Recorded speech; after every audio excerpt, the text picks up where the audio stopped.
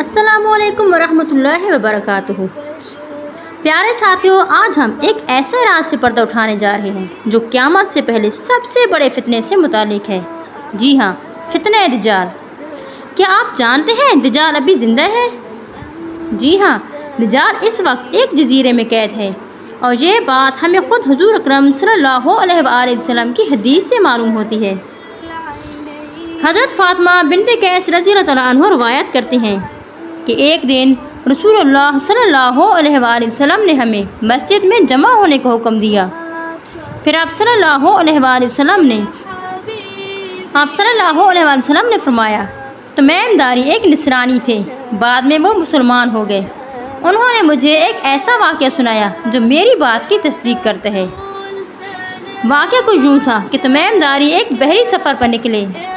راستے میں ان کی کشتی بھٹک گئی اور وہ ایک جزیرے پر جا پہنچے۔ وہاں انہوں نے ایک عجیب مخلوق دیکھی جس کا نام جساسہ تھا۔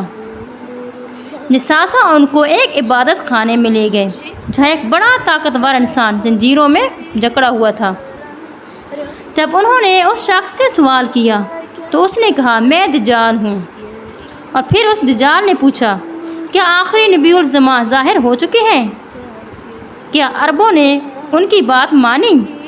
یہ سن کر تمیم داری واپس آئے اور رسول اللہ صلی اللہ علیہ وسلم کو سارا واقعہ سنایا۔ نبی اکرم صلی اللہ علیہ وآلہ وسلم نے فرمایا، یہ واقعہ میرے اس بیان کی تصدیق کرتا ہے جو میں تمہیں دجال کے بارے میں پہلے بتا چکا ہوں۔ تو سوال یہ ہے کہ دجال کس جزیرے میں ہے؟ پیارے ساتھیوں، اس کا جواب اللہ ہی بہتر جانتا ہے۔ حدیث میں اس جزیرے کا کوئی مخصوص نام نہیں آیا، ہاں، لیکن یہ ضرور واضح ہے کہ وہ کسی سمندر میں موجود ایک جزیرے پر ہے۔ بعض علماء نے اندازے لگائے کہ شاید وہ بحر شام یا یمن کے قریب، لیکن حتمی بات کوئی نہیں جانتا۔ پیارے ساتھیوں، ہمیں دجال کے مقام سے زیادہ اپنے ایمان کی فکر ہونی چاہیے۔ دجال تو جب نکلے گا تو وہ عظیم فتنہ لے کر آئے گا۔ صرف وہی لوگ محفوظ رہیں گے جو قرآن، حدیث اور نماز کے پابند ہوں گے۔ رسول اللہ صلی اللہ علیہ وآلہ وسلم نے ہمیں سورہ کہف کی ابتدائی 10 آیات یاد کرنے کا حکم دیا ہے، کیونکہ یہ دجال کے فتنے سے حفاظت کریں گے۔ یا اللہ ہمیں دجال کے فتنے سے محفوظ فرما اور ہمارے ایمان پر خاتمہ نصیب فرما۔